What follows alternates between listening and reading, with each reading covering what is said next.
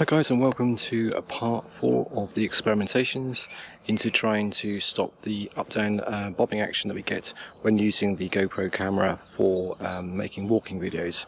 Now, in the very first part of this series, we experimented with the Hypersmooth stabilization that's built into the GoPro cameras, and we found that it didn't really make much difference which mode of the Hypersmooth we actually used, whether we used the actual active boost or just the normal Hypersmooth. That actually made no difference at all.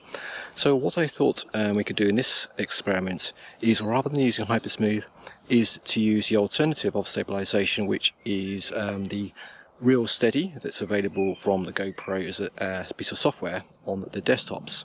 So in order to use that, we need to set our cameras to switch off Hypersmooth, and then that we should allow the gyroscope information to be embedded into part of the file, and then we can use the piece of software.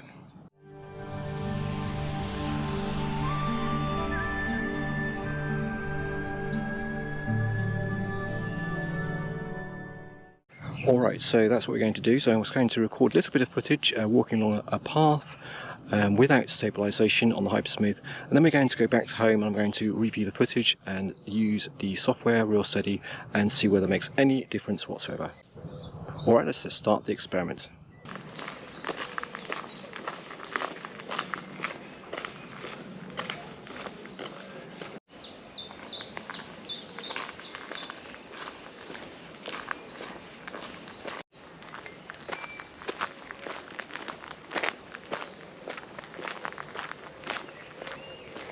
Okay, so that's the footage recorded on the GoPro, so let's now go home and see if we can actually review the footage and run the ReelSteady software. See you there.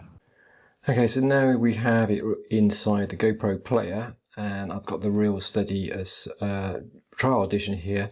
So if we actually let this play, immediately you can see that the ReelSteady has made a huge improvement to the actual footage here, and you can see the indication of that on the bottom right down here where it says ReelSteady on the stabilization. So let's just pause that for a moment and click on the icon, and now it goes white. That means that ReelSteady is off. If I continue to play that, it's back to our original really shaky footage. So you can see that ReelSteady makes quite a big improvement for our footage. Now we can actually go to where it says controls here, click on that, and we have a number of settings. These are the basic settings: horizon leveling, smoothness, and some advanced settings. So pretty much the default setting works out of the box, as we can see there. But of course we can tweak this further. We can click on this, and we can try horizon leveling and seeing what happens there. You can see it a little bit adjusted as I actually as I apply that setting. Let's just go back to the beginning again so we can actually get some footage. All right, so okay, that's again an improvement, and there it does seem to be a little bit of an up-down motion. You can probably see on the edges of the screen here, but it really isn't that so bad, I don't think. Okay, let's just give that a couple more a go. So we're going to go to the controls on the ReelSteady, click here, and if we click on this advanced, which I've just done here, we can see we have a number of options to play with. So let's maybe increase the cropping speed up a little bit and increase the smoothness, but that's pretty much all we've got to play with. Let's hit apply, and we can now go to the play, and we can see that I think we've got a pretty good job. The up-down motion, the bobbing action, is almost gone, I would say. I mean, I don't know if you agree with me. Let me know in the comments, but I would say that's pretty good. But considering what it looks like without the ReelSteady, it's all over the place. Whether it's actually better than Hypersmooth, I'm not totally sure. I need to properly comparison, but I think it's pretty good. So if you don't have Hypersmooth, then you can pretty much, if you've forgotten to switch Hypersmooth on, then the ReelSteady is going to save your butt, I think, afterwards. The problem with the ReelSteady is, of course, is that it is a trial version. So as soon as you go to export, ding dong, you get this dialog saying purchase to export, and if you try and click on that, it's going to charge you, I think. I don't want to click that because it's going to charge me. It's about $99 or something. Now let me show you another piece of software you can use instead of the ReelSteady software that is actually free, and then we can see whether we get similar results. Okay, so this is a program called GyroFlow, and it's actually free, and you can just download it. And it's available, I think, for Windows and also for Mac. So this is quite a complex program, as you can see here, and this really is not. This video is not a tutorial on how to use GyroFlow or get the best out of it. But I'm just going to show you the very basics. I'm just going to load up my file here. I'm just going to pop that into this program. So let's go to GyroFlow and drop the file in. Here it goes. Right, so that's now loaded up, and you can see all sorts of funky stuff going on here.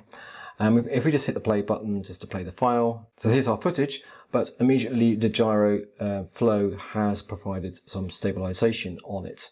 If I pause it for the moment and I click this icon down the bottom here, toggle stabilization, and let's go back to the beginning again and hit play.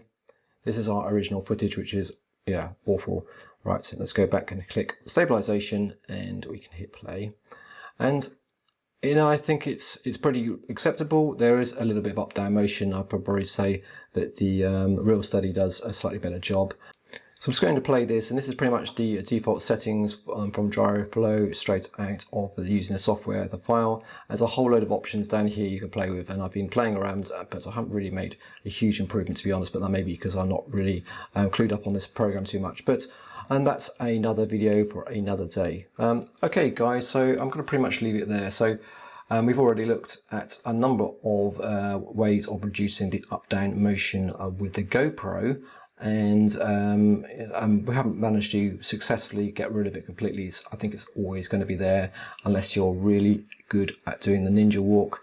But using the GyroFlow and also the GoPro ReelSteady, if you want to buy that, you can do a pretty good job, I think, of getting rid of it.